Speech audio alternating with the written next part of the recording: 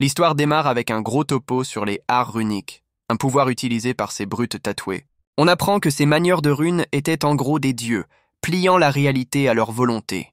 D'anciennes peintures murales les montrent régnant sur tout le monde comme des rois absolus. Les humains normaux vénérèrent ces mecs, pensant que leur pouvoir était un don divin. Mais bien sûr, il y a un pouvoir interdit, une rune démoniaque à plusieurs bras considérée comme une malédiction. Et ce pouvoir maudit s'appelle la rune d'Azura, à laquelle notre gars est clairement lié. On passe à notre perso principal, le dos criblé de lances, se faisant hurler dessus par un type en colère.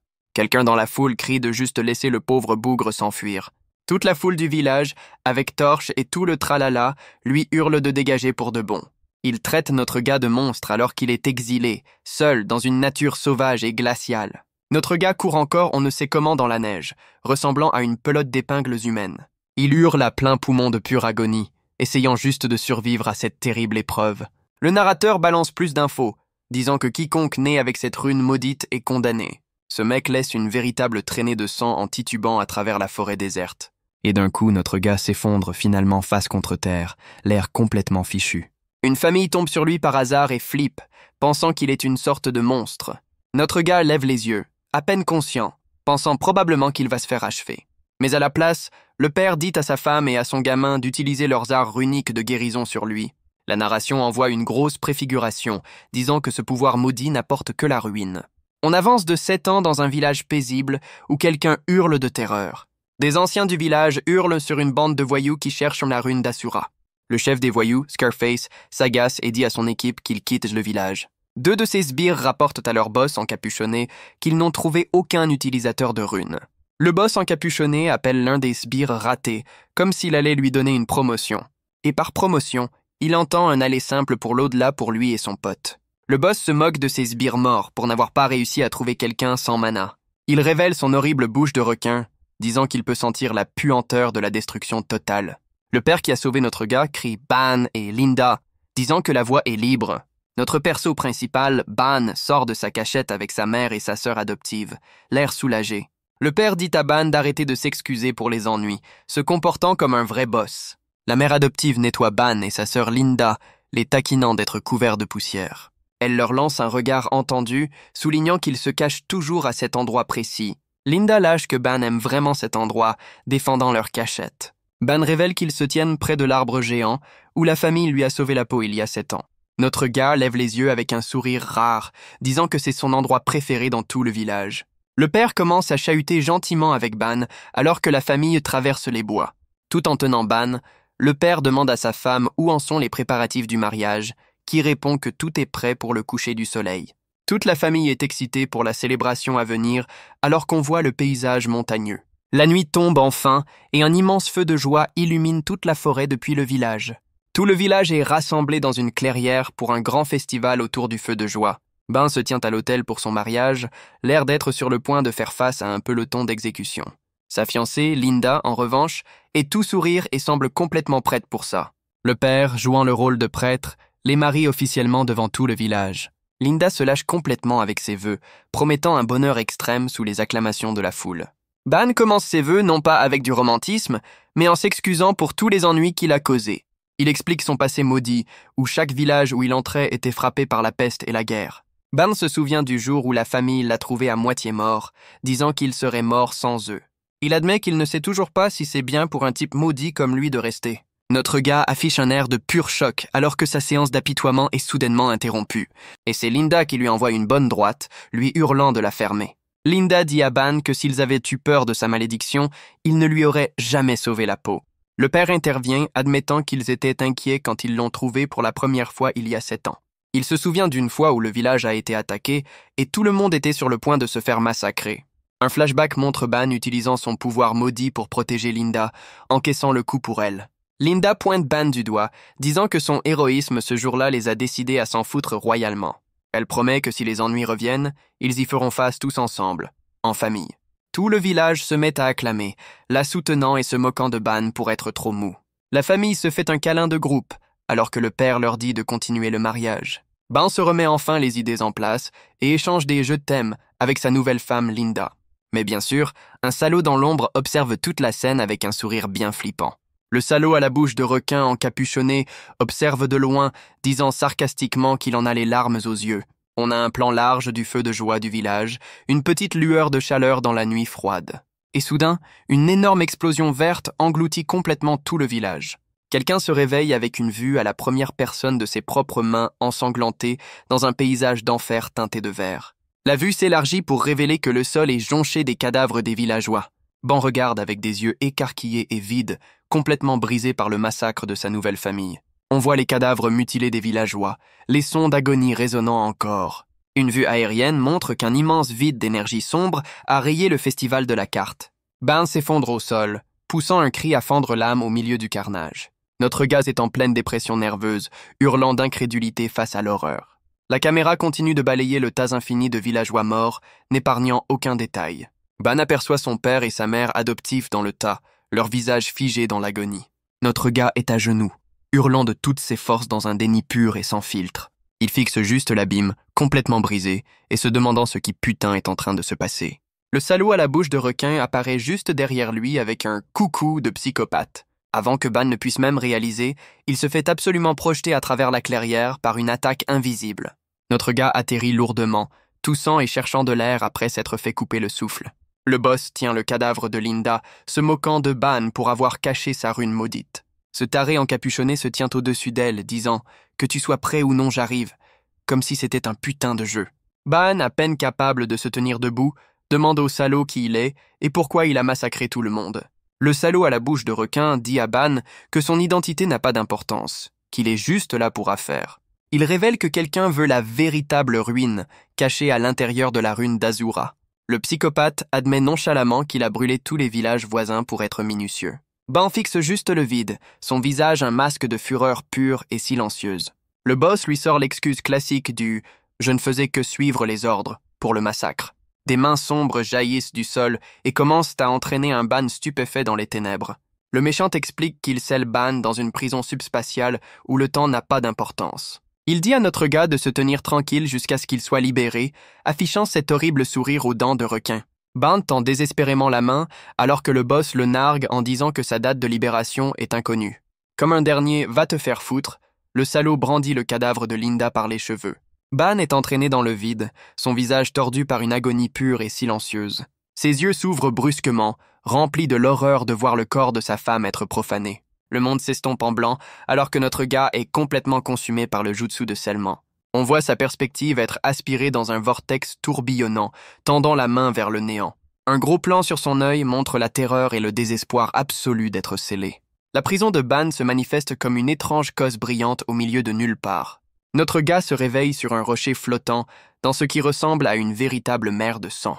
Il commence à se remémorer les paroles du salaud à la bouche de requin sur le véritable pouvoir de destruction.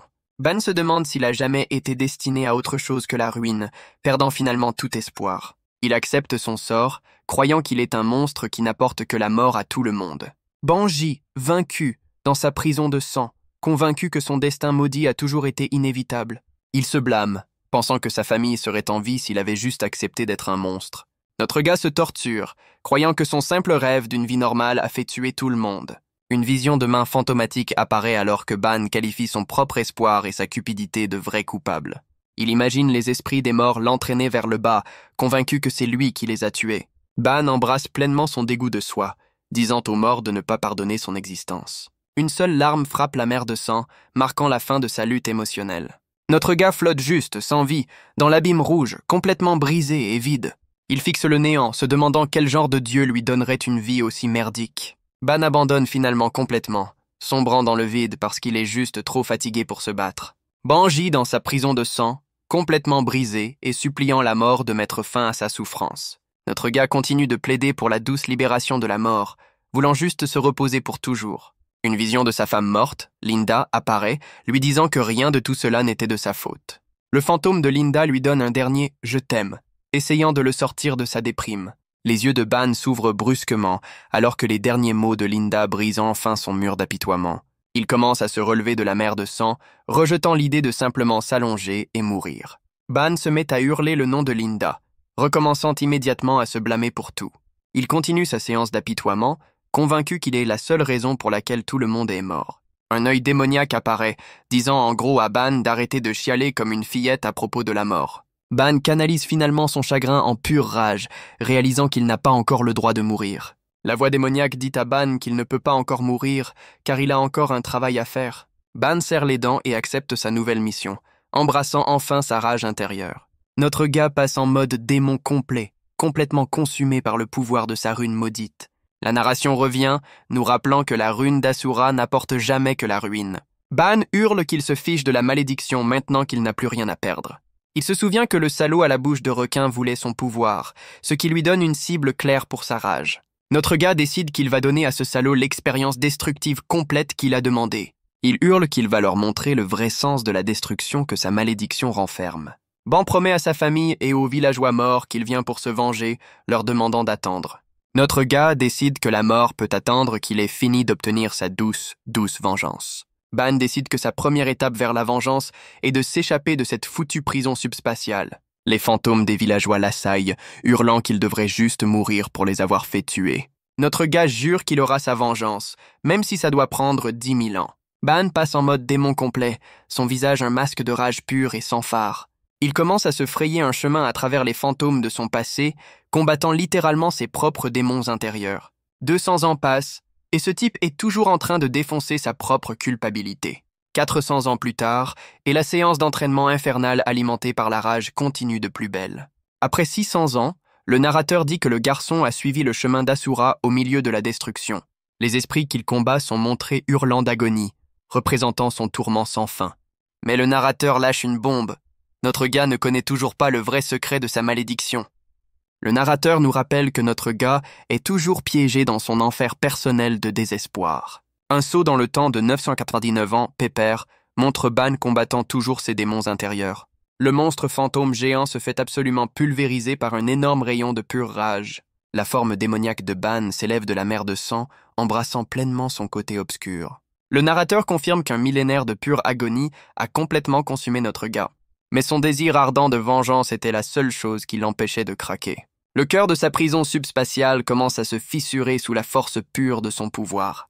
La dimension entière, imbibée de sang, commence à se briser de l'intérieur. Le dernier monstre fantôme le pointe une dernière fois avant de se faire réduire en poussière. Et d'un coup, le dernier de ses démons intérieurs s'effondre finalement en rien. Ban flotte dans les restes brisés de sa prison, son désir de vengeance brûlant de 1000 feux. Notre gars ouvre enfin les yeux, libre enfin après une pause de 1000 ans en enfer. Un flashback survient, avec la voix de Linda demandant à Ban s'il veut entendre parler de son rêve. On les voit dans le passé, où le rêve de Linda était de l'épouser et de devenir une famille. Elle continue, disant qu'elle voulait avoir un fils et une fille avec lui. Son rêve tout entier était juste que Ban ait un foyer heureux où il pourrait toujours revenir. Linda le regarde, qualifiant la famille qu'il construirait de leur propre havre de paix personnelle. Elle lui adresse un sourire chaleureux, confirmant que cette vie simple était tout ce qu'elle avait toujours voulu. On revient brusquement au présent, avec le visage de Ban tordu de rage alors qu'il puise dans son vrai pouvoir. La pleine puissance de la rune d'Asura se manifeste par un terrifiant sourire aux dents de requin. Le vrai visage de clown démoniaque de la rune est déchaîné, l'air absolument cinglé. Le corps de Ban est complètement consumé par l'énergie sombre tourbillonnante de son pouvoir éveillé. Ce pouvoir jaillit de lui, rempli des visages hurlants de son tourment millénaire. Notre gars s'échappe de sa prison avec une explosion qui ressemble à une putain de bombe atomique. Ban regarde sa nouvelle forme démoniaque, se demandant si c'est le véritable pouvoir de la ruine. Une info révèle que la rune d'Asura peut invoquer 666 armes de destruction différentes. Ban repense, croyant que s'il avait éveillé ce pouvoir le jour du massacre, il atterrit avec assez de force pour briser le sol, testant sa nouvelle force de niveau divin. Alors personne de sa famille ou des villageois ne serait mort cette nuit-là. Il affiche un sourire tordu, se demandant si ce pouvoir destructeur aurait vraiment pu les sauver. Ban teste sa nouvelle forme démoniaque en donnant un putain de coup de poing dans le sol. L'impact crée une onde de choc massive, montrant que ce n'est pas votre power-up habituel. Il laisse un cratère assez grand pour être un nouveau code postal avec un seul coup de poing désinvolte. L'énergie sombre tourbillonne autour de Ban, alors qu'il embrasse pleinement son nouveau look ténébreux. Le narrateur balance une carte de titre, l'appelant son premier armement, donc vous savez qu'il y en a d'autres. On a un topo sur son nouveau gant. Il supprime la matière et devient plus fort avec le mana. Ban canalise son pouvoir sur une sorte de cercle runique, se préparant à déchaîner l'enfer. Le sourire psychopathe d'Azura se manifeste comme un vortex d'énergie géant, prêt à avaler le monde. Il lâche une explosion qui ressemble à une putain de bombe nucléaire, pulvérisant toute la zone. Et après tout ce chaos, on passe à une forêt paisible comme si de rien n'était. On passe à des bandits qui viennent de massacrer un groupe et qui maintenant rançonnent le dernier survivant. Ban et de nouveaux potes apparaissent, notre gars proposant de prendre les organes du type à la place. Notre gars demande nonchalamment au chef des bandits en quelle année on est, le déconcertant complètement. Le chef des bandits rit, pensant que Ban n'est qu'un gamin bizarre, et lui dit que c'est l'an 1500. Ban et son équipe prennent un moment pour digérer cette nouvelle information. Le chef des bandits lance un regard suffisant à Ban, ne réalisant clairement pas qu'il est sur le point de se faire effacer. Ban calcule que seulement 5 ans se sont écoulés dans le monde réel pendant sa pause de 1000 ans. Un des bandits tente une attaque surprise par derrière, mais son arme se brise à l'impact. Le chef des bandits et son sbire restant sont complètement abasourdis que leur attaque ait échoué. Ban leur lance un regard de mort froid, aux yeux rouges, l'air complètement imperturbable par la tentative. Ban se met immédiatement au travail, transformant toute la bande de bandits en un désordre sanglant. Notre gars a un air froid, presque ennuyé, pendant qu'il démantèle ses clowns. Il envoie un autre sbire voler d'un revers de main désinvolte, son bras brillant d'un pouvoir obscur. Le reste de la bande est transformé en un moulinet sanglant, alors que Ban fonce à travers eux. Et voilà, le sol est couvert des cadavres mutilés de la bande de bandits. Le chef des bandits est le dernier homme debout, hurlant de toutes ses forces de pure terreur. Ban interpelle le chef terrifié, qui sursaute et répond comme un petit gamin effrayé. Notre gars pose une question au dernier survivant, avec un sourire glaçant sur le visage. L'histoire passe à une carte du monde, nous présentant le continent d'Atun.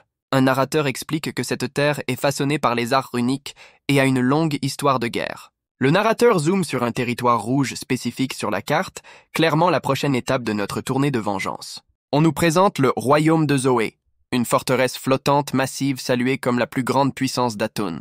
Ce royaume exhibe sa puissance militaire, avec une armée massive de soldats à l'allure sérieusement flippante. Le topo confirme que ces gars sont la puissance dominante sur le continent depuis longtemps. Le nouveau pote de Ban demande au chef des bandits si le type qu'il a vu était un sorcier royal de Zoé, montrant un croquis du salaud à la bouche de requin. Le chef des bandits terrifié jure qu'il dit la vérité, désespéré de ne pas finir comme son équipe. Le compagnon tatoué de Ban exige chaque détail pendant que Ban est juste suspendu la tête en bas à un arbre. Le bandit se souvient d'il y a 5 ans, expliquant que son équipe a été engagée par un mystérieux gros client. Le client se révèle être le salaud à la bouche de requin, qui leur a offert une grosse somme pour trouver quelqu'un et anéantir des villages. Le bandit admet qu'il ne savait pas qu'il était un sorcier du royaume de Zoé et ont juste accepté le contrat de meurtre. Le chef des bandits continue son flashback, se vantant de la minutie avec laquelle ils ont brûlé les villages. Il a ensuite le culot de se plaindre de la galère que c'était de brûler tous les cadavres. Le bandit dit qu'une fois le travail terminé, le salaud à la bouche de requin les a juste payés et est parti. La compagne de Ban demande s'il y avait une fille aux cheveux orange, et le bandit le confirme. Notre gars, toujours suspendu la tête en bas, demande avec une pure menace s'ils ont aussi brûlé son corps. Le chef des bandits le confirme, ajoutant qu'elle était assez jolie pour être vendue comme esclave. On a un flash rapide de la famille adoptive de Ban, les personnes même que ce salopard est en train de mépriser. Le bandit se fait absolument broyer la mâchoire par le poing brillant de Ban, avant de pouvoir finir sa phrase. L'histoire passe à un plan large du « repère des bandits de Daegul », toute une ville de ces clowns. Le compagnon tatoué de Ban rassemble maintenant les bandits capturés, menaçant de leur briser les chevilles. Des bandits crapuleux inspectent leur nouvelle cage d'esclaves, heureux d'avoir un lot frais. 2 gardes, l'un avec un masque de rhinocéros bizarre, montent la garde devant un bâtiment, l'air de s'ennuyer. Le pote tatoué de Ban trompe un garde à un Judas, prétendant qu'il est là pour livrer de l'alcool. Et par bonne cam, il entendait un point qui pulvérise complètement toute la tête du garde. Ban passe en mode démon complet, donnant le coup d'envoi du massacre absolu de toute cette ville de bandits. Notre gars bloque nonchalamment une épée géante du garde au masque de rhinocéros avec son bras nu. Le garde rhinocéros se met à hurler de toutes ses forces, exigeant de savoir qui a envoyé ce monstre. Ban déchaîne une rafale de coups de poing si rapide qu'on dirait qu'il a une 12aine de bras. Il porte un coup direct qui brise complètement le bras du garde en une pulpe sanglante. Avec un regard de mort glacial, Ban dit simplement au garde hurlant de se taire. Le corps entier du garde rhinocéros est vaporisé en une fine brume rouge par le coup de poing de Ban. Le reste de la bande de bandits reste là, complètement abasourdi par l'explosion soudaine. Le pote tatoué de Ban entre, tenant le chef des bandits mort, et interpelle toute la ville. Notre gars passe devant le carnage, annonçant calmement qu'il est ici pour parler à leur boss. Ban leur lance un regard froid aux yeux rouges, disant qu'il a juste quelques questions à poser. Les sbires bandits se montrent courageux et l'entourent, lui demandant s'il a des envies suicidaires. Un nouveau challenger apparaît, un type massif avec un col en fourrure disant à ses sbires de se calmer. Le boss, Lord Dégul, se moque de ses propres hommes, leur demandant s'ils essaient tous de se faire tuer. Dégul reconnaît Ban comme un autre utilisateur des arts runiques et dit à ses hommes de reculer. Le chef des bandits se présente formellement et demande à notre gars ce qu'il lui veut. Ban expose les infos, interrogeant Dégul sur le sorcier du royaume de Zoé et un mercenaire nommé Kaezurak. Le chef des bandits, Dégul, devient arrogant, impressionné qu'ils aient tiré des infos de ses hommes et demande ce qui vient après. Ban pointe avec une pure menace, exigeant l'emplacement de Kaezurak en échange de leur vie. Dégul affiche un sourire psychopathe et accepte de parler, ce qui n'est jamais bon signe. Le chef des bandits commence à se charger d'énergie bleue, clairement sur le point de trahir l'accord. Il déchaîne une énorme explosion d'énergie, hurlant qu'il le dira plutôt au cadavre de Ban. Mais l'explosion est bloquée par une épée géante, arrêtant complètement l'attaque nette. Le compagnon tatoué de Ban est révélé, déviant nonchalamment l'explosion à pleine puissance comme si de rien n'était. Dégul se moque du compagnon pour son intention meurtrière tout en exhibant son nouveau bras de cristal. Le chef des bandits active sa rune des lames, transformant son corps en une arme vivante. Ban est assis dans les décombres, déclarant calmement que la discussion est officiellement terminée. Les yeux de notre gars brillent d'une pure malice rouge, confirmant qu'il est temps de devenir violent. Le chef des bandits Dégul se charge, crépitant d'éclairs bleus comme un super saiyan au rabais. Dégul charge pour affronter Ban, qui est maintenant entièrement englouti dans sa propre aura sombre. Leurs pouvoirs entrent en collision dans une explosion massive d'énergie rouge et bleue, secouant tout le repère. Dégul est complètement surclassé, crachant du sang alors qu'il réalise qu'il est largement dépassé. Ban se moque du chef des bandits pour sa faible attaque tout en bloquant sa lame d'un seul point brillant. Dégul serre ses dents acérées, absolument furieux que ce gamin le fasse passer pour un guignol. Le chef des bandits rassemble une nouvelle vague de puissance, refusant d'accepter qu'il se fait dominer. Dégul lance un coup de poing désespéré et chargé d'éclairs, hurlant à Ban de crever. Dégul continue de hurler des insultes en se précipitant sur Ban, toujours brillant d'énergie bleue. Le chef des bandits invoque une tempête d'éclats de cristal, défiant Ban d'essayer de l'esquiver. Dégul déploie toute sa puissance, se transformant en une tornade d'énergie bleue et promettant de tout donner. La tempête de cristal converge sur Ban, créant une énorme explosion destinée à le déchiqueter. Notre gars encaisse le coup, restant là, saignant mais complètement imperturbable par l'attaque. Le chef des bandits est complètement abasourdi, incapable de croire que Ban est toujours debout. Ban lui lance un sourire terrifiant, l'air plus agacé que blessé par l'attaque à pleine puissance. Le boss demande à notre gars s'il ressent la douleur, et Ban lui dit juste de ne pas le faire rire. Notre gars regarde ses blessures, disant que ce niveau de douleur n'est pratiquement rien pour lui. Ban déchaîne sa forme démoniaque complète, hurlant que cette attaque pathétique ne compte même pas comme de la douleur.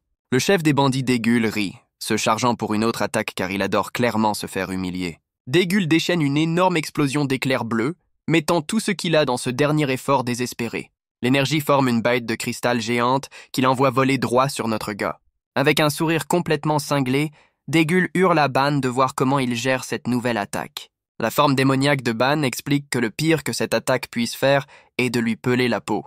La forme d'ombre de notre gars brille en rouge alors qu'il qualifie le coup ultime du chef des bandits de pathétique. Ban serre le poing, disant à Dégul que sa compréhension de la douleur est risiblement superficielle. Un flashback montre l'enfer personnel de Ban, disant que le marais d'agonie dans lequel il est piégé est bien plus profond. On le voit tomber à travers un vide infini d'âmes torturées de sa prison millénaire. Ban lance un seul coup de poing, canalisant un millénaire de pure souffrance droit dans le visage de Dégul. La forme démoniaque de Ban hurle que la douleur du bandit n'est rien comparée à sa propre souffrance. L'attaque de cristal du chef des bandits est complètement brisée par le coup de poing rageur de Ban. Le visage de Dégul est un masque de pure terreur, alors qu'il est complètement submergé par l'attaque. Le coup de poing crée une explosion massive, vaporisant complètement le chef des bandits sur place. Le rayon d'énergie résultant creuse une tranchée massive à travers le repère des bandits. Le coup de poing de notre gars était si puissant qu'il a littéralement creusé une nouvelle vallée à travers les foutues montagnes. Ban retombe sur la terre brûlée, sa forme démoniaque se retirant après le chaos en un coup. Il se tient dans le cratère qu'il vient de créer et pousse un soupir désinvolte comme s'il venait de faire un jogging. Ban contemple la dévastation qu'il a causée, demandant calmement quelle est la prochaine étape sur la liste des choses à faire. Son aura rouge s'embrase à nouveau, alors qu'ils demandent s'ils doivent continuer la tournée de vengeance. Le reste de la bande de bandits reste là, complètement sous le choc, un type hoquetant littéralement de peur. On a un plan paisible du lever de soleil sur les montagnes, signalant la fin du massacre. Et ouais, tout le repère des bandits n'est maintenant qu'un énorme tas de cadavres sanglants. Ban mange nonchalamment un morceau de viande, complètement imperturbable par le carnage environnant. Sa compagne confirme avec le dernier survivant que leur cible est dans le royaume de Nordia. Le dernier bandit demande pathétiquement s'ils vont le laisser vivre comme il l'avait leur promis. Le pote tatoué de Ban affiche un sourire terrifiant, disant au gars qu'il plaisantait. Et par plaisanter, il veut dire qu'il est sur le point de transformer toute la tête du bandit en brume rouge. Le compagnon tatoué s'assoit sur un tas de cadavres, précisant que l'épargner était la blague. Ban, l'air absolument furieux, demande à son pote pourquoi putain il sourit. Ban décide de ne pas prendre d'assaut le royaume de Zoé, ne faisant sagement pas confiance à la parole d'un bandit au hasard. Notre gars jure de traquer ce personnage de Kaisurak lui-même pour confirmer l'info. Il regarde vers le ciel, promettant à sa famille morte que leur vengeance arrive bientôt. Le pote tatoué qualifie son œuvre avec les cadavres de petits cadeaux de sa part. Et par cadeau, il entend un crucifix horrible fait de tous les corps des bandits morts. Ben se tient devant l'art macabre, l'air sur le point de sortir une pochette d'album de malade. Notre gars s'éloigne du carnage, annonçant que sa vengeance ne fait que commencer. Une flèche enflammée est tirée, probablement pour réduire en cendres toute cette scène de dingue. Ben court maintenant à travers la forêt, officiellement en route vers sa prochaine cible. Avec ses yeux brillants en rouge, il déclare que la première étape de la tournée est le royaume de Nordia. Nous arrivons au royaume de Nordia, la prochaine étape de la tournée mondiale de vengeance de Ban. L'équipe débarque dans la rue de la guilde, qui est pleine de types bizarres, y compris un mec avec un bélier lama. Et l'interrogatoire commence avec le visage de quelqu'un qui est transformé en une fine brume rouge. Un survivant ensanglanté est à genoux, se faisant cuisiner par un nouveau type aux oreilles pointues. Le pauvre bougre crache le morceau, disant qu'une femme nommée Anna Doltun a l'info. Oreille pointue dit sarcastiquement qu'ils auraient dû simplement parler, debout au-dessus d'un tas de corps. Il remercie les mecs morts pour l'info et s'en va comme s'il venait de commander un café. Oreille pointue dit qu'ils doivent trouver cette femme Anna rapidement, l'air plutôt stressé. Un flashback d'hier montre une explosion massive d'énergie démoniaque pure et incontrôlée. Et bien sûr, c'est le pouvoir d'Asura de Ban qui devient complètement fou à en juger par l'apparence. Oreille pointue panique, disant que le mana de Ban devient berserk sans aucun avertissement. L'histoire nous donne une petite leçon de lore, expliquant que le mana est en gros de la magie spatiale invisible. On apprend que les gens qui absorbent cette magie spatiale peuvent manifester le pouvoir des arts runiques. Et ces utilisateurs de magie sont appelés sorciers, leur corps agissant comme des batteries de mana.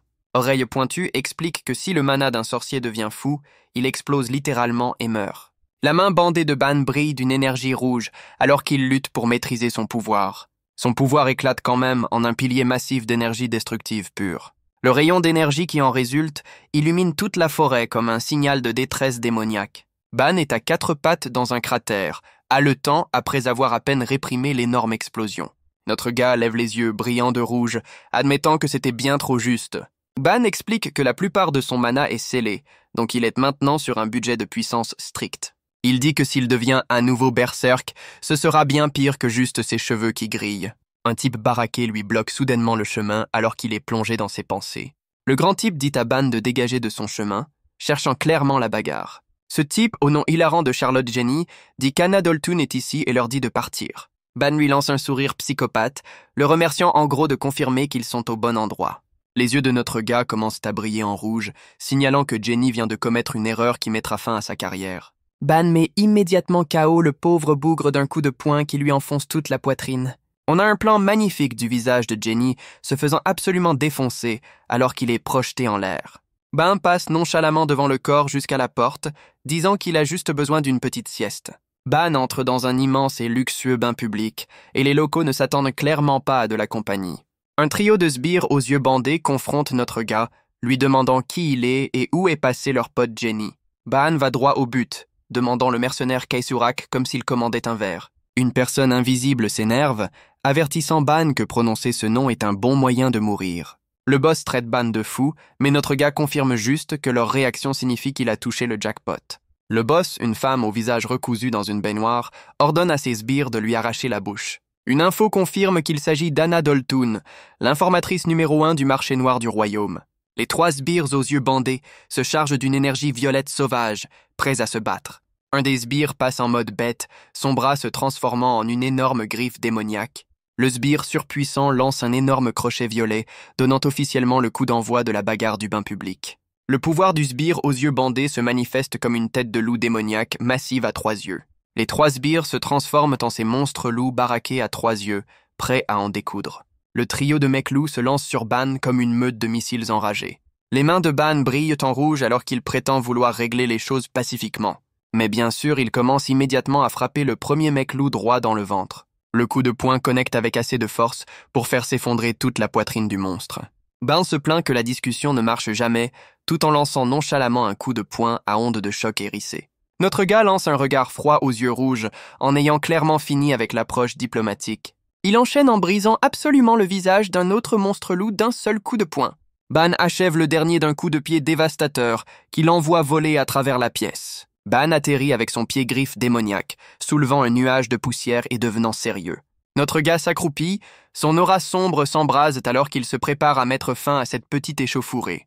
Les 2 mecs loups restants sont là, complètement inconscients qu'ils sont sur le point de se faire effacer. Ban se propulse en avant comme un putain de missile, prêt à les transformer en une fine purée. Il fonce à travers le sol du bain public, laissant une énorme traînée d'énergie dans son sillage. Le poing de notre gars connecte avec le visage d'un des loups dans un impact brutal et explosif. Le coup de poing vaporise complètement la tête du monstre, mettant fin à cette conversation très rapidement. Le dernier mec loup est projeté directement à travers le toit et dans la stratosphère. Oreille pointue lève les yeux à travers le nouveau puits de lumière, se demandant probablement le coût des réparations. Ban se tient au-dessus d'un orbe bleu flottant dans les décombres, demandant quelle est la suite du programme.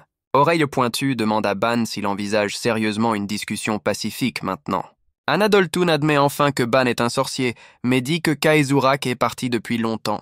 Notre gars, avec ses yeux rouges brillants, demande calmement où sa cible est allée. L'informatrice essaie de jouer la carte « Je suis juste une marchande », exigeant un paiement. Ban demande effectivement le prix, ce qui déconcerte complètement l'informatrice. Notre gars joue la carte de la légitime défense, affirmant qu'il ne tue que les gens qui attaquent en premier. Anadoltoun lui annonce un prix de 10 000 pièces d'or pour les infos sur Kaezurak. Ban admet qu'il est fauché, confirmant à Anna qu'il n'est qu'un fou violent. L'informatrice redevient arrogante, lui disant que pas d'argent signifie pas d'information. Ban commence à marcher vers elle, demandant si un paiement est tout ce qu'il faut vraiment pour obtenir des réponses. Anadoltoun demande à Ban pourquoi il traque Kaezurak, avec ses yeux de psychopathe. L'informatrice devient bien trop précise, demandant si Kaezurak a tué sa famille ou quelque chose du genre. Ban, le dos tourné, lui dit de s'occuper de ses propres putains d'affaires. Notre gars menace de lui arracher la bouche, ses yeux rouges brillant d'une pure menace. Anadoltoun le regarde simplement, complètement imperturbable par la menace de mort très crédible. Elle le traite d'audacieux, appréciant clairement de titiller l'ours un peu trop pour son propre bien. L'histoire passe à la rue des mercenaires, donc je suppose que l'informatrice a survécu à la rencontre. Ban s'inscrit officiellement comme mercenaire et demande immédiatement quand il peut commencer à travailler. On lui dit que les missions vont généralement aux vétérans, donc il devra attendre son tour. Notre gars soupire au bar, réalisant qu'il doit gagner de l'argent en attendant une piste. Ban admet que son premier plan était de juste menacer l'informatrice, parce que bien sûr que c'était ça. Mais il réalise qu'Anadoltoun est une force de la nature et décide sagement de ne pas chercher des noises inutiles. Un nouveau personnage encapuchonné demande à la guilde du travail de mercenaires débutants, essayant de faire son mystérieux. Notre gars la regarde de travers, se demandant probablement si c'est une autre personne qu'il devra frapper. La réceptionniste flippante souligne que Ban vient de s'inscrire comme débutant aussi. La fille encapuchonnée se tourne vers Ban, qui confirme qu'il est le nouveau venu. Elle abaisse sa capuche, révélant son visage et disant qu'elle a une mission simple pour lui. Cette nouvelle fille, Leonardi, dit à Ban que son seul travail est de surveiller ses arrières pendant une journée. Ban et la réceptionniste sont juste silencieux, en train de digérer cette offre d'emploi hyper bizarre. La réceptionniste lui dit d'aller voir dans le quartier rouge pour ça, et elle panique, disant que c'est un malentendu. Leonardi précise qu'elle engage des gardes du corps, pas ce que la réceptionniste pensait. Notre gars dit à la réceptionniste qu'il n'est pas intéressé à travailler pour une folle. Un grand type chauve s'avance pour prendre le poste, et Leonardi offre 10 000 pièces d'or. Ban se fige, réalisant que c'est le montant exact dont il a besoin pour les infos d'Anadoltoun. La réceptionniste calme le grand type, disant que les vétérans ne peuvent pas prendre cette mission spécifique. Le type chauve devient agressif, attrapant Leonardi et exigeant qu'elle l'engage à la place. Alors que le grand type se plaint, Ban l'appelle boule de suif, s'impliquant officiellement dans ce bazar. Notre gars s'interpose avec un regard de mort glacial, disant au type de retirer ses mains d'elle. Ban passe en mode psycho complet, l'appelant sa précieuse employeuse, et le mec un immonde sac de viande. Un flashback soudain montre un village en feu, alors que quelqu'un supplie pour la vie de son fils. Le flashback montre un soldat se faisant brutalement empaler lors d'un raid de village. Un conseil obscur discute de la récolte d'organes avant de passer à l'enlèvement d'une fille de la famille Léon. Un nouveau taré aux dents de requin ordonne à son sbire masqué d'accrocher un petit cadeau. Le cadeau est un type qui a été crucifié et torturé, avec le taré souriant derrière lui. Le sbire masqué accepte l'ordre, mais son boss, Merkel, l'arrête soudainement. Les pieds de Merkel commencent à briller d'une énergie rouge alors qu'il se charge pour une raison quelconque. Le boss psychopathe brandit le cadavre, demandant à son sbire terrifié s'il a fait quelque chose de mal. Merkel décide qu'un seul corps crucifié n'est pas suffisant pour son projet artistique. Il dit à son sbire qu'il va le disséquer et l'accrocher aussi, pour faire un ensemble assorti. Le flashback se termine par un plan de tout le village en train de brûler. Ban se mord la langue, faisant couler le sang alors qu'il passe en mode psycho complet sur ce type. Le type chauve commence à transpirer à grosses gouttes, réalisant qu'il vient de chercher la bagarre au mauvais gars. Et ouais, Ban lui défonce immédiatement l'estomac d'un seul coup de poing brutal. Toute la guilde des mercenaires regarde notre gars se tenir au-dessus du type qu'il vient de mettre KO. Leonardi est maintenant attachée à une chaise, hurlant à Ban qu'elle ne peut pas manger comme ça. Et c'est parce que notre gars utilise le type chauve inconscient comme une putain de chaise humaine. Ban lui demande sérieusement si elle veut essayer le siège, et elle le supplie juste de la détacher. Le monologue intérieur de Leonardi confirme que ce psychopathe violent et inexpérimenté est exactement ce dont elle a besoin. Ban se plaint que sa chaise humaine était trop molle pendant que Leonardi lui dit d'arrêter de traiter les gens comme des objets. Notre gars passe aux choses sérieuses, demandant à sa nouvelle employeuse les détails de la mission d'escorte. Leonardi expose la simple mission d'escorte jusqu'à la frontière du royaume du Wana. Oreille pointue a un mauvais pressentiment, se demandant pourquoi une mission simple paie 10 000 pièces d'or. Les sens de psychopathe de Ban sont en alerte, suspectant qu'elle est soit une royauté en fuite, soit une criminelle. Leonardi sort l'excuse classique du « mon père riche me gâte » que personne ne gobe. Notre gars se colle à son visage, essayant d'intimider sa nouvelle employeuse pour qu'elle dise la vérité. Elle voit son bluff, menaçant d'engager quelqu'un d'autre s'il continue à être difficile. Ban cède immédiatement et fait comme si de rien n'était, tandis qu'elle le traite de morveux dans sa tête. Notre gars passe en mode professionnel, décidant qu'il devrait partir immédiatement. Ban arbore son meilleur visage de garde du corps dévoué, tout ça pour cette belle somme d'argent. Leonardi a l'air surprise de son professionnalisme soudain, mais accepte de partir. On a un plan pittoresque de la chaîne de montagnes Gaz et Olso, plantant le décor du voyage. Ban et sa nouvelle employeuse, Leonardi, se promènent nonchalamment dans les bois. Notre gars dit à Leonardi qu'ils sont à peu près à mi-chemin, et elle acquiesce simplement. Leonardi commence à penser que le voyage est trop facile, se portant la poisse en gros. Ban l'arrête soudainement, tendant le bras parce qu'il a senti que quelque chose n'allait pas. Notre gars lui dit de la fermer quand elle demande ce qui se passe, devenant très sérieux. Les sens de psychopathe de Ban sont de nouveau en alerte, alors qu'il confirme pouvoir sentir du mana à proximité. Quelque chose commence à foncer à travers les arbres, à une vitesse folle, se dirigeant droit sur eux. Notre gars identifie la perturbation comme des bruits de pas s'approchant rapidement, confirmant qu'ils ont de la compagnie. La vision de Ban montre 4 silhouettes sombres se précipitant sur eux, et le combat est officiellement lancé. La vision de Ban se concentre sur l'un des attaquants, un type monstrueux et massif avec une vilaine aura rouge. Le monstre est touché par une explosion d'énergie surprise, se plaignant que jeter un coup d'œil est une mauvaise habitude.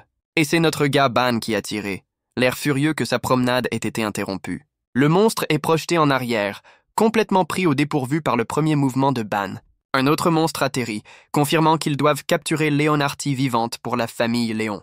Ban dit à Leonardi que sa première attaque n'était qu'un tir de ce monstre pour voir à quoi ils ont affaire. Notre gars et sa nouvelle employeuse se cachent maintenant dans les buissons, attendant que le vrai combat commence. La tête de Ban pivote, ses yeux rouges brillants alors qu'il sent la prochaine vague d'attaquants. 3 assassins masqués tombent du ciel, essayant de surprendre notre gars par le haut. Ban en rencontre immédiatement un en plein air avec un point bleu brillant droit dans le ventre. Oreille pointue, observe un autre sbire masqué se diriger vers Leonardi alors qu'elle est au sol. Les 2 autres assassins tentent une attaque en tenaille, mais leurs gantelets à lame ne font que s'entrechoquer. Ban contre-attaque immédiatement avec un coup de pied dévastateur qui envoie l'un des assassins voler. Le grand monstre de tout à l'heure se relève, se chargeant d'une sérieuse énergie rouge. Ce mastodonte lance littéralement ses propres sbires vaincus sur Ban et Leonardi. Deux autres sbires en armure arrivent alors que Ban pousse un soupir agacé face au renfort. La main de Ban commence à briller d'énergie sombre alors qu'il donne un avertissement sérieux à son employeuse. Il dit à Leonardi de rester derrière lui quoi qu'il arrive, se préparant pour un vrai combat. Leonardi accepte rapidement, l'air un peu terrifié par l'intensité soudaine de Ban. Notre gars se tourne vers les nouveaux arrivants et demande nonchalamment s'ils ne sont qu'un autre groupe de bandits. Le sbire masqué propose de laisser Ban partir s'il lui livre juste la fille. Ban lui fait une contre-offre de 10 000 pièces d'or et l'assassin le traite d'imbécile. Notre gars se lance sur les sbires, en ayant clairement fini avec les négociations. Ban déchaîne une rafale de coups de poing, transformant les assassins en son sac de frappe personnel. Il continue le passage à tabac, se déplaçant si vite qu'il ressemble à une armée d'un seul homme. On a un gros plan de leurs bras se transformant en bretzel sanglant sous ses poings. Notre gars reste là, l'air ennuyé, tout en démantelant absolument ses clowns. Les assassins sont complètement dépassés par la vitesse pure de l'attaque de Ban. Un des sbires décide sagement de se tirer de là, après avoir vu le carnage. Les assassins restants pensent qu'il n'est qu'un gamin, lisant complètement mal la situation. Ban admet qu'il était prudent, mais réalise maintenant que c'était une perte de temps totale.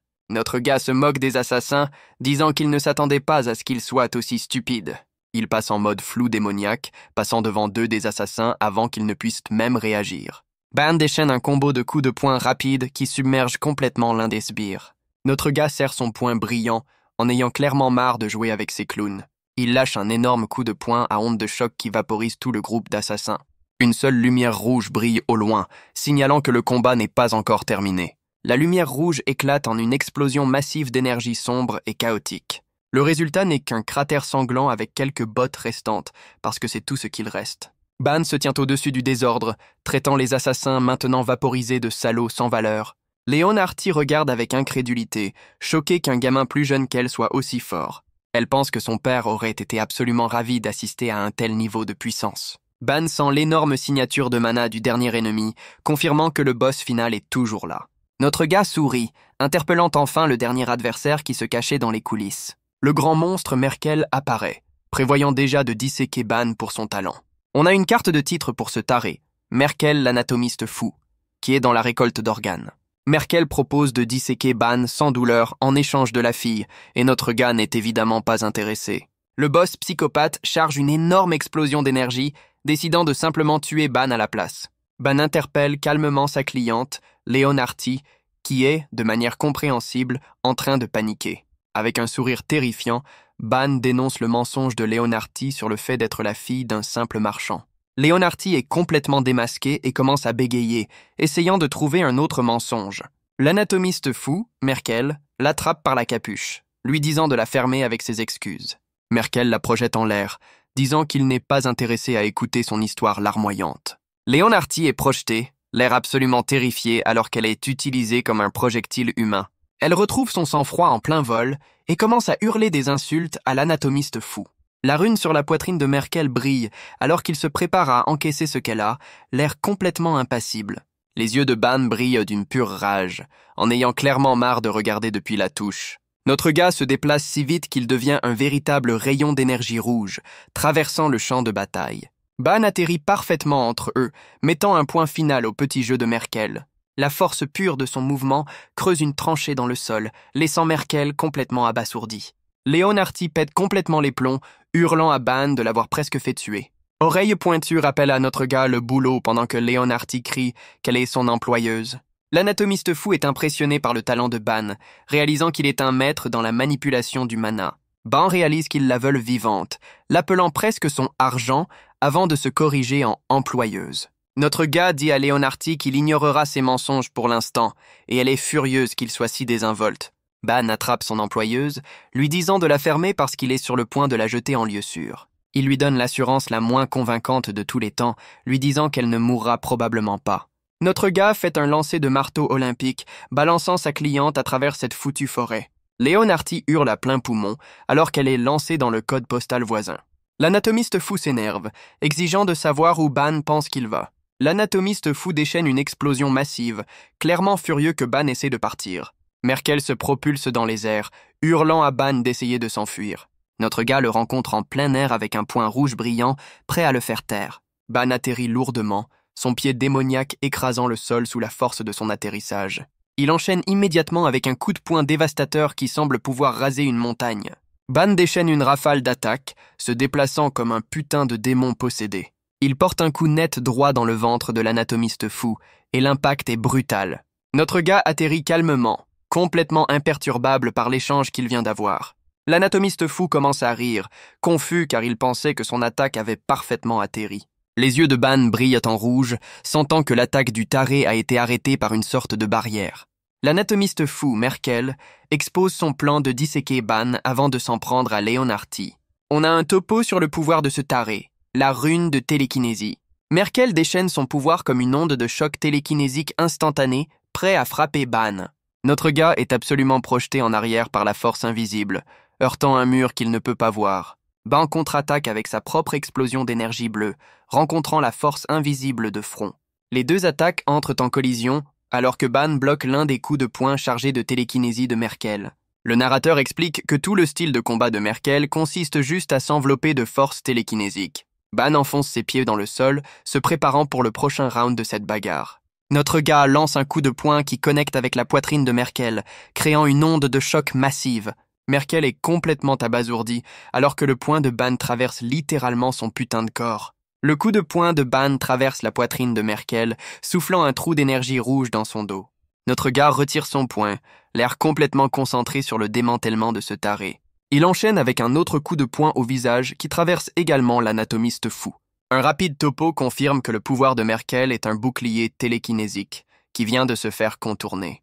L'anatomiste fou recule en titubant, complètement abasourdi que sa défense parfaite ait été inutile. Ban admet que l'art runique de ce type est vraiment une plaie à combattre. Merkel commence à monologuer, affirmant que ses capacités sont d'un tout autre niveau que celles de Ban.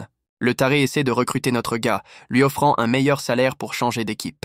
Ban lui dit directement qu'il touche 10 000 pièces d'or pour ce travail. Merkel se marre, se moquant de Ban pour avoir accepté un boulot si mal payé pour son niveau de compétence. Ban demande à l'anatomiste fou si son équipe vole aussi les civils, l'air absolument dégoûté. Merkel énumère fièrement son CV de crimes de guerre et essaie de recruter Ban du côté obscur.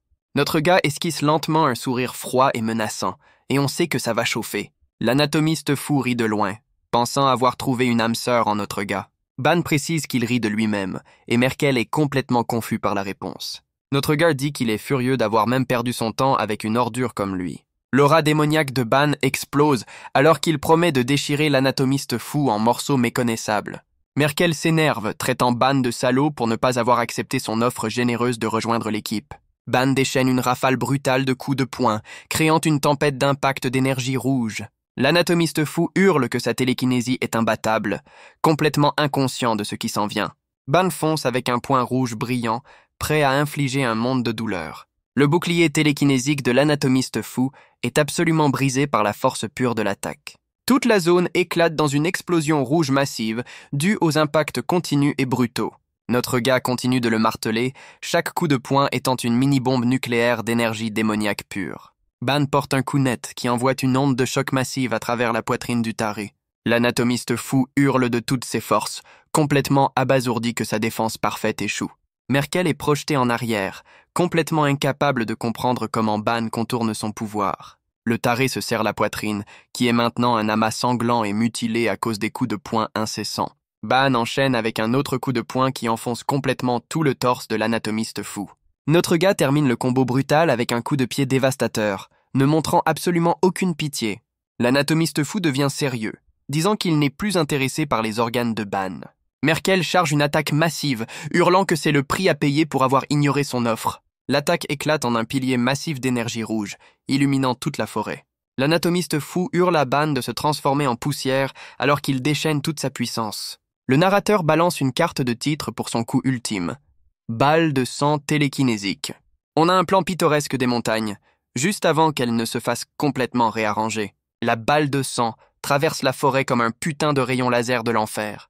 L'explosion frappe notre gars de plein fouet, créant une explosion massive qui déchire le sol. L'anatomiste fou est incrédule, se demandant comment Ban a un niveau de mana similaire.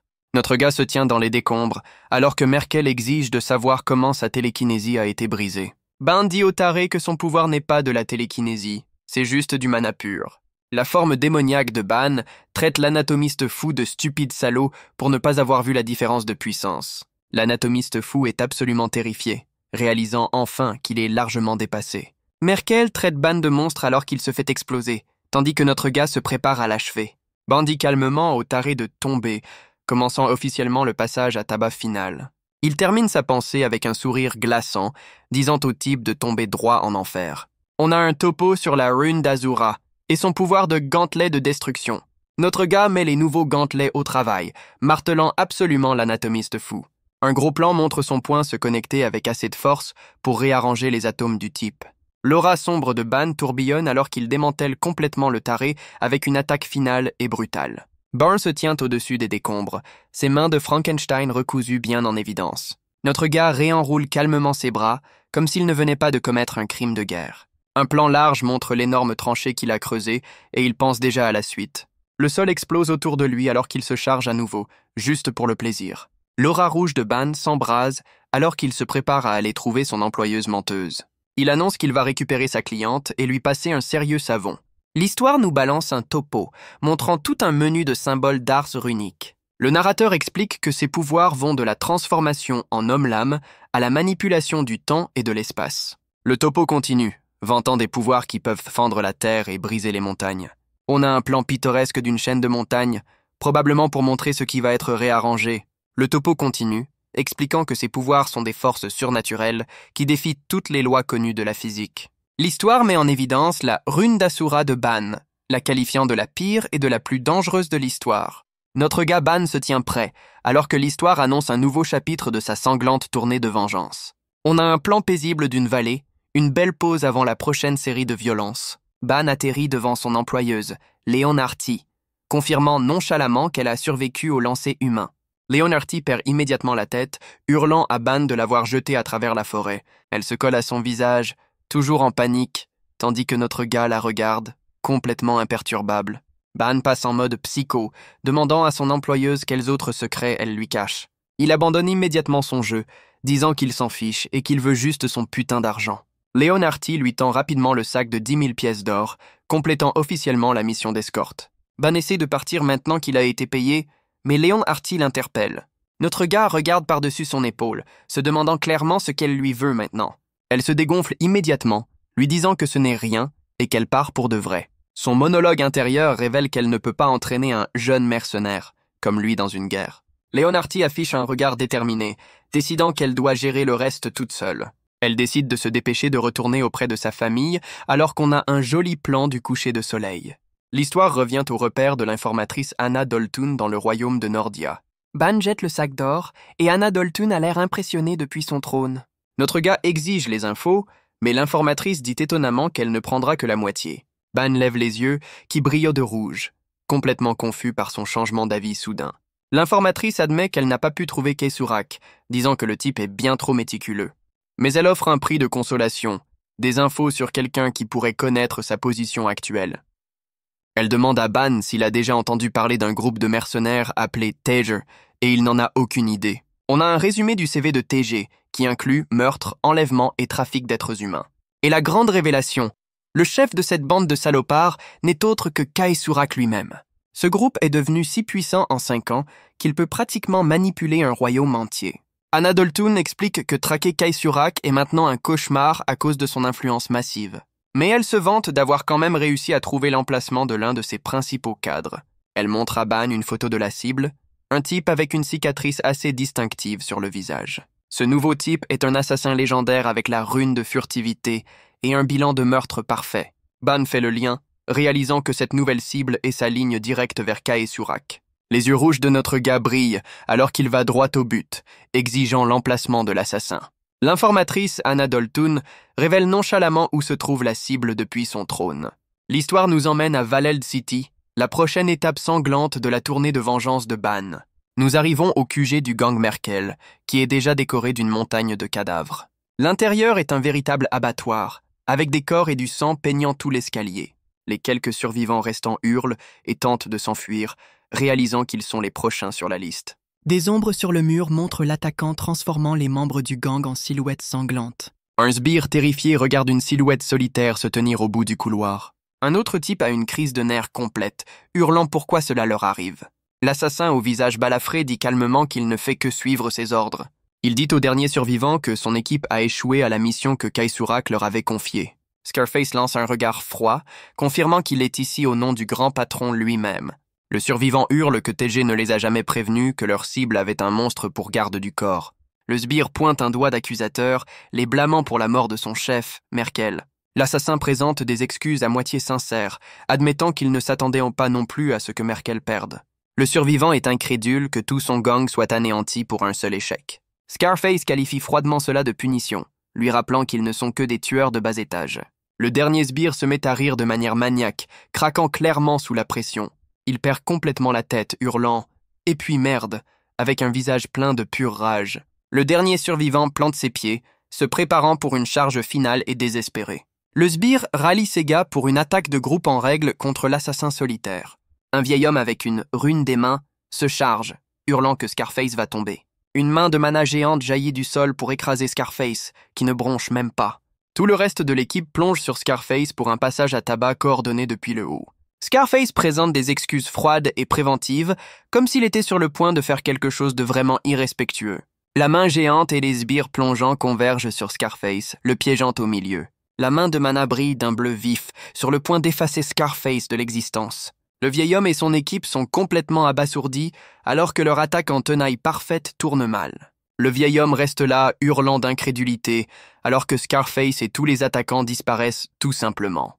Le vieil homme transpire à grosses gouttes, complètement déconcerté quant à l'endroit où tout le monde vient de disparaître. Scarface réapparaît derrière l'équipe, éclaboussé de sang et l'air complètement imperturbable. Et d'un coup, toute l'équipe est transformée en un désordre sanglant sur le mur. On a un plan paisible de la lune, un joli petit intermède après le massacre. Une nouvelle silhouette encapuchonnée se tient dans la cour remplie de cadavres, demandant à Scarface s'il a terminé le travail. Scarface, en se nettoyant, dit au type de regarder le bain de sang s'il a le moindre doute. Le type encapuchonné loue nerveusement son travail propre, et Scarface lui dit de dégager. Avant de partir, la silhouette encapuchonnée évoque l'enquête sur le tueur de Merkel, notre gars Ban. Scarface fait immédiatement le lien, réalisant que cela signifie que Ban est sa prochaine cible. Le type encapuchonné le confirme, mais Scarface lui dit froidement de la fermer. Scarface dit qu'il rapportera le massacre d'aujourd'hui à Kaisurak avant de se téléporter. On a un gros plan de sa main sanglante, alors qu'il sort nonchalamment une cigarette. L'assassin se tient seul dans la clairière remplie de cadavres et pousse un soupir fatigué. Axa tire une longue bouffée, ressemblant au personnage principal de son propre anime ténébreux. Une voix off décrit quelqu'un avec des cicatrices noires, alors qu'on voit un champ de cadavres. Une nouvelle silhouette sombre dit que le royaume de Bogra est proche et pose une dernière question. Le nouveau boss, aux yeux rouges brillants, exige de connaître le nom de ce salaud. Axa a l'air agacé, réalisant qu'il a un autre nom à ajouter à sa liste de cibles. On a une carte de titre pour ce type. Axa, un cadre supérieur du groupe de mercenaires TG. Le messager encapuchonné rapporte que le tueur de Merkel est dans sa taverne en ce moment même. Le nouveau boss ténébreux apparaît en hologramme, disant à Scarface de l'invoquer à l'emplacement de Ban. Scarface dit au boss qu'il piégera d'abord Ban pour qu'il ne puisse pas s'échapper de l'invocation.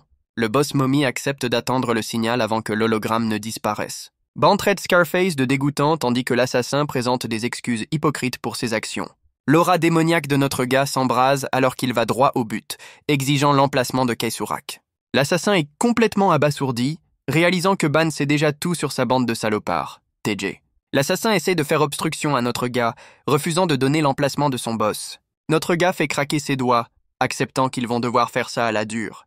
Notre gars se met en position, promettant de voir si l'assassin parle après avoir perdu quelques membres. L'assassin charge sa propre aura bleue, offrant à Ban une dernière chance de s'en aller. Ban lui lance un regard de mort, demandant qui diable vient d'essayer de le tuer.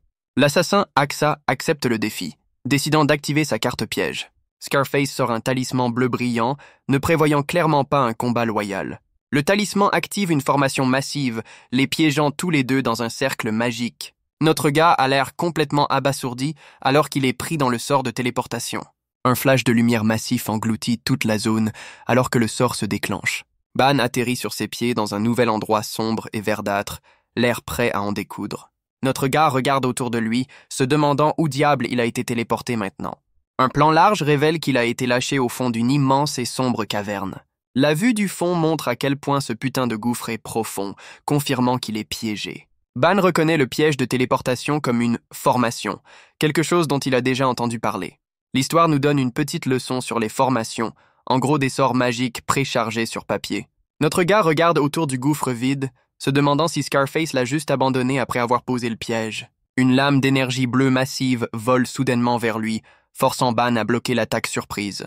Ban a l'air surpris par la quantité de mana dans l'attaque qui vient de lui effleurer le visage. Une véritable tempête de ces lames d'énergie commence à pleuvoir sur lui depuis le haut. Notre gars commence à esquiver le barrage d'attaque, prouvant qu'il est bien trop rapide pour ça. Un énorme rayon d'énergie descend ensuite du ciel, provoquant une énorme explosion au sol. Notre gars est projeté par l'explosion, mais parvient à éviter d'être touché directement. Il percute la paroi de la grotte, utilisant sa main pour amortir l'impact et stopper son élan. Ban serre le poing, furieux que ce type ait encore réussi à disparaître. Scarface apparaît juste derrière notre gars, l'avertissant de ne pas tourner le dos dans un combat. Un énorme bouclier d'énergie bleue se matérialise soudainement pour bloquer l'attaque surprise de l'assassin. Le bouclier tient bon, arrêtant la lame à quelques centimètres du visage de Ban. Notre gars a une petite coupure mais sourit simplement, appréciant clairement un peu trop ce bordel. L'assassin, Axa, recule d'un bond, surpris que son attaque surprise parfaite ait été bloquée.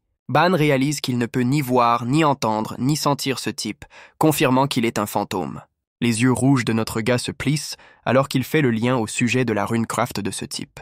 Axa est vu en train de courir le long de la paroi de l'immense caverne comme si de rien n'était. L'assassin croise deux lames massives, se préparant à une autre attaque depuis les hauteurs. L'histoire confirme que le pouvoir de Scarface est la rune de dissimulation, qui lui permet de passer en mode fantôme complet. Axa déchaîne un autre rayon d'énergie massif depuis le sommet du gouffre, comme un canon orbital. Notre gars Ban est forcé de courir le long des parois de la grotte, essayant d'esquiver les attaques invisibles. Ban réalise que trouver ce type est bien plus difficile que de simplement esquiver ses coups bas depuis l'ombre. Il esquive de justesse une autre explosion qui cratérise le sol, avec la silhouette de Axa visible une seconde. Ban atterrit en position accroupie, l'air d'avoir enfin compris le truc de ce type. Les sens de psychopathe de notre gars se verrouillent, repérant la source de l'attaque avec un air complètement dingue. Il repère Axa qui se détend sur le mur, pensant qu'il est complètement en sécurité là-haut. Scarface commence soudainement à transpirer en réalisant que Ban est sur le point de faire quelque chose d'impossible. La main de Ban attrape carrément la boule de mana condensée que Axa était sur le point de tirer. Ban attrape la silhouette de mana de l'assassin, lui disant que son tour d'invisibilité est inutile. Les yeux rouges de notre gars brillent, alors qu'il confirme qu'il peut voir parfaitement la signature de mana du type. On a un topo sur son nouveau pouvoir, l'œil de vérité, qui lui donne en gros une vision du mana. Axa pète complètement les plombs, alors que le poing de Ban connecte avec son visage auparavant invisible. Ban projette absolument l'assassin à travers le gouffre d'un seul coup de poing brutal. L'impact crée un énorme cratère dans la paroi de la grotte, mettant fin à cette partie de cache-cache. Axa admet qu'en 40 ans de carrière, Ban n'est que la deuxième personne à l'avoir jamais trouvé. Ban exige l'emplacement de Kaizurak, mais l'assassin essaye de détourner la conversation avec des banalités bizarres. Notre gars attrape l'assassin par la poitrine, revenant directement au sujet avec une patience nulle. Ban arrache le bras du type, exigeant une réponse alors que l'assassin hurle de toutes ses forces. Axa serre son moignon sanglant, se plaignant de tous les gens qu'il a tués pour Kaizurak. Ban, tenant le bras du type, menace de prendre l'autre s'il continue ses confessions. L'assassin sort la carte « Je dois protéger les enfants », essayant d'obtenir un peu de sympathie. Scarface présente des excuses préventives, ce qui signifie qu'il est sur le point de faire quelque chose de vraiment dégueulasse. L'assassin manchot sort un autre talisman brillant, prêt pour un deuxième round de coups bas. Notre gars a l'air furieux, réalisant que ce clown utilise à nouveau le même piège de formation. Le talisman invoque un loup d'énergie massif avec une nouvelle silhouette masquée sur son dos. Le nouveau type surfe sur une vague d'énergie bleue, faisant une entrée grandiose. Le boss masqué atterrit, confirmant qu'il est ici pour le type qui a tué l'anatomiste fou. Ban lance juste un regard froid au nouvel arrivant, lui disant en gros de faire la queue. Notre gars dit au nouveau boss masqué de la fermer, lui demandant s'il ne voit pas qu'ils sont en train de parler.